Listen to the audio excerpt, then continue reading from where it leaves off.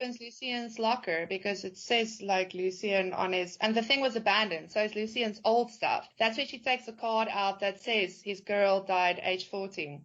Oh, That's where, okay. she's 14. Oh, right, because you never told them. And then at the back of the locker, it's got these little like pieces of twine, all detectively linking on this map that's stuck to the back of the locker. And interesting, if you look there, they put the original drawing that Lovecraft did of Cthulhu. They also actually put it there. It's a little Easter egg. It's also at the back of the locker. But that's like the only place where we see like, they've known something down here. They've known about something. And like I say, that's the only thing the movie shows about any of what they actually then experienced down there. Whoa. So yeah, it also shows that the people knew there was something going on. They just didn't care. Because when it comes to our lovely planet, a lot of people don't care. Mm-hmm.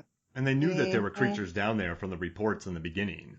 So they found these new species down there. That's crazy. I don't know what I've watched this movie like 4 times, and I've never picked up on that scene. That's Watch odd. it again. That's odd. Watch it again. Yeah, there we go. Well, I mean, it's only this is a 90-minute movie. And the first 3 minutes, you could just fast forward through if you've already read the reports or if you want to pause and read every report.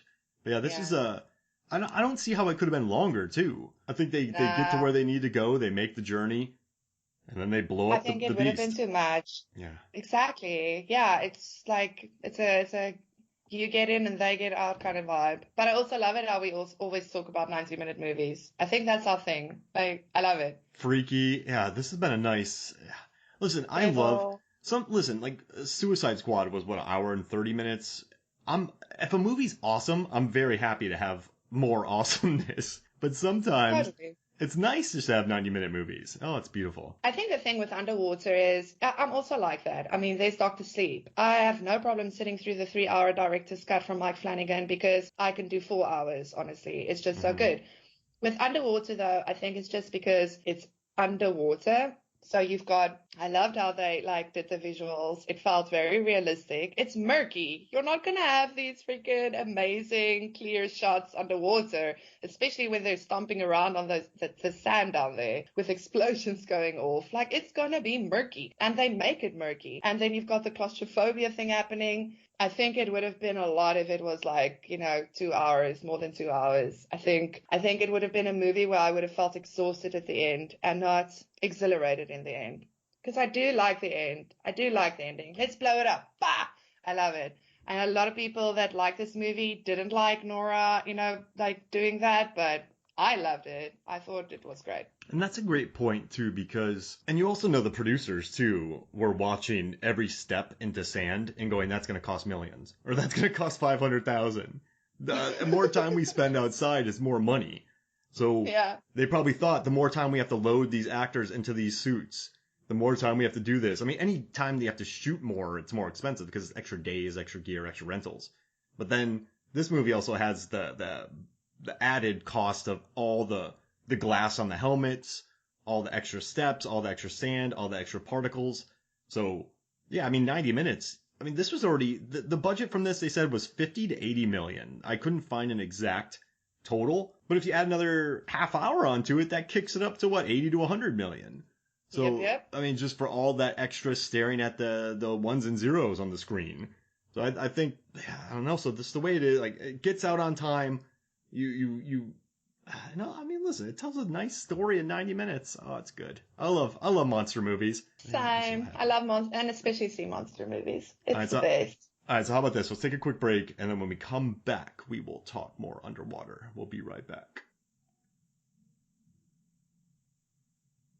Welcome back to Movies, Films, and Flicks. And I was looking at the scores for this movie, and it's kind of a bummer because this movie only made 40 million worldwide. Now, to be fair, it released in late January, when the pandemic was an issue in other countries. But do you think if this movie was released it also had a 47% tomato meter score, IMDb 5.8, which isn't great. But if this movie was released, because it got dumped in January, that's not a good release date. I guess the 10th.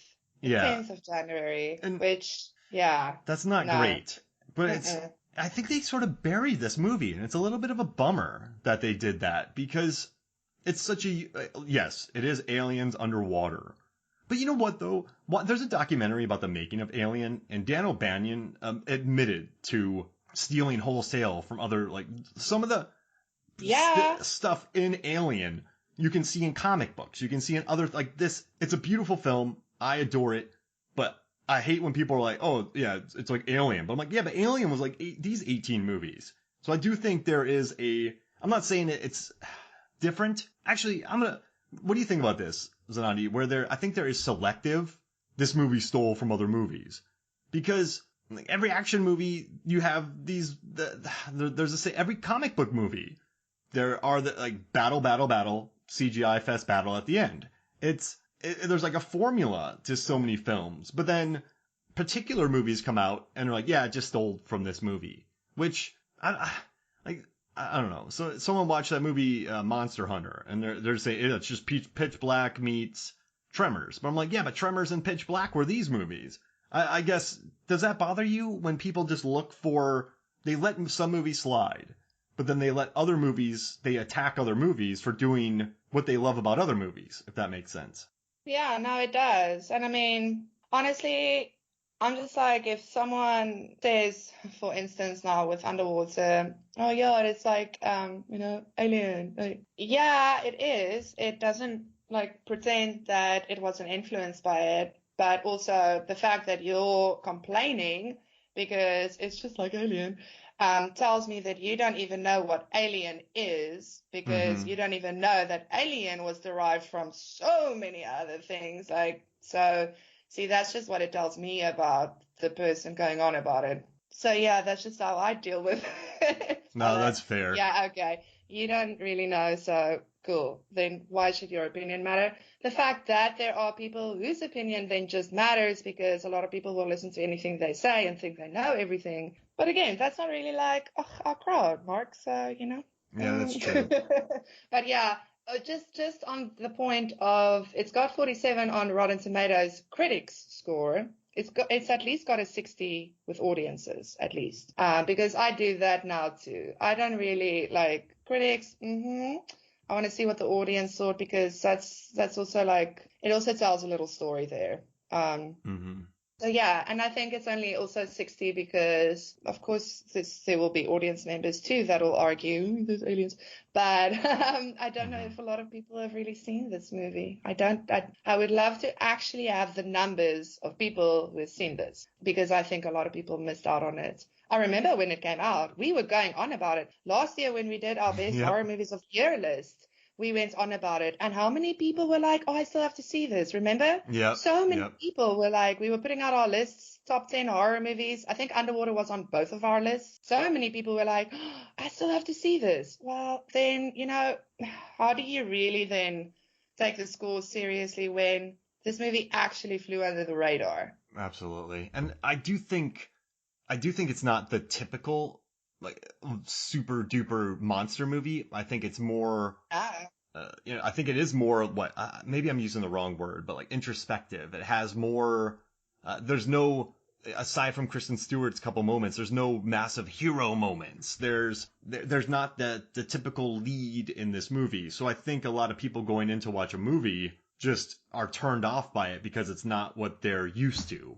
This is a beautiful monster movie. I love it. I do see how some people walk in with preconceived notions, won't be a fan of it. And then other people complained about the look of the creature because they're like, that's not what Cthulhu looks like. And you're kind of what? thinking, yeah, and listen, like, I know there are some drawings, but like you said, this could be cut. The captain of the B Squad, I don't know. He has said that it is Cthulhu, but who knows what else is in there? Who knows what else it represents? So I think a lot of expectations got on this, and then the narrative of, oh, it's derivative, and then not many people saw it. I think that became the narrative, and I think it got stuck with it. And also, people did talk about the January release date. So these people walked in with all sorts of baggage. And I had to prep an episode about Twilight, the franchise Twilight, for Rotten Tomatoes is Wrong. And I researched the first film, and while researching it, like there really is a lot of hate towards Kristen Stewart, Robert Pattinson. I mean, people complain in Twilight that the vampires sparkle, but vampires aren't real. So like, this isn't my vampire. I'm like, but vampires aren't real. They're based on like, you know, when people were buried in cold ground and then they would get lifted up when there were rain, like blood coming out. Like this wasn't like this. Like, they're not real. So it doesn't. Vampires are different in almost every single movie. So I don't know why everyone hated the sparkling, because it's. I mean, it's. Yeah, I feel like it's a very strange world because you like get yelled at for not being original when the whole idea and concept of originality is ridiculous and far-fetched. And then when you try to do something new and put a new take on something, you get yelled on for doing that too, because this is not how it is. And I'm like, wow, you just can't win. Mm-hmm. And I think there is that narrative towards Kristen Stewart, and it sucks. Because as much as I always promote, I love Personal Shopper, I love Adventureland. I think she's done good work in movies, but I think this overall narrative is kind of like anti-Twilight and kind of making fun of the movies, and so I think people see that she's in it. And then Charlie's Angels got a ton of flack as well from a lot of people, and and it's kind of a bummer because I think she's really good in this movie, and I think Kristen Stewart could be an action lead. Is. Like watching her. It was kind of cool. Like she was down to run in this movie, good. But they had to put like flesh-colored shoes on her because she was down to run barefoot. But they're like, Kristen, we don't want you busting your face while running on a slippery corridor in this. But yeah, I think she carries it, and I think she's cool, and I think I like you know what I like. I like different kinds of action heroes. So I remember when I was 12 watching Speed and watching the dynamic between Keanu Reeves and Sandra Bullock. I remember thinking. I grew up with Sly Stallone. I grew up with Schwarzenegger. And then seeing Keanu Reeves have these cool interactions with Sandra Bullock.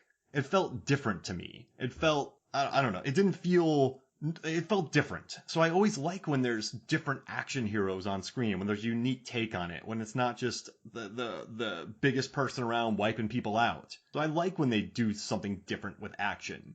And that's what this movie does, and I applaud that. And it also has monsters in it. Like anything with monsters, I'm pretty much cool with. Like you have to be that Great White movie that came out earlier to really annoy me. But I see a monster movie, I'm pretty cool with it. It doesn't matter what it is. But I like that this one's different, and why not? Like, I don't know. People can watch. I love soccer, right? And I love MMA. And every soccer game, someone kicks a ball. I don't go, oh, this is derivative. Like, no, this is like, their score lines are different. There's a different team. I'm watching the same thing over and over again, but it's different. There's still the same principles. So if I go to see a horror movie, I look at it like that. Like, I'm going to see some of the same concepts. I'm going to see some of these things I've seen before, some nostalgia, but it's still different enough for me to enjoy it. But I don't know, that's just the way I look at it. But I'm not saying I'm better than anybody else. I mean, other people have their ways of watching movies. I mean, I live for movies, so I guess I am in a bubble, but just watch underwater. It's fun. Jeez Louise. No, but I think we give people, like maybe more chances because like, your analogies, it's like a theater play. Why can't you allow different actors, different directors to do the same play? We do that all the time. So for me, it's like, I mean, even Kristen Stewart said, of course, like her character is very much Ripley. Of course, there's so many similarities in this movie. They're not like being shy about it or anything, but they still made it their own thing, own thing. This is a unique thing. Honestly, I love this movie more than I do Alien. Ooh, shock, horror. Oh, hey. Oh, did someone explode when they heard that? Shame. Because honestly, this movie had much more going for it, I think. And I actually wish it got more love to begin with. I'm not saying I wanted them to give them more money to make it like, bigger and better and whatever, because I actually like the more realistic take to it. Even like, the talking and stuff. I just like, I like that realistic vibe, but I know that's a personal thing. But yeah, I love this movie. I mean, it's like, because Corey and I were talking about it last night, and he's like, I mean, like, I hear you, Zanandi, and Alien, it's a good movie for what it was, but it's also kind of boring. I'm like, I know. Mark, when were you bored in this movie? Ever? Never. But I love your hot take. I'm still an Alien guy. Oh, it's such no, and I love Alien too. That's the thing. But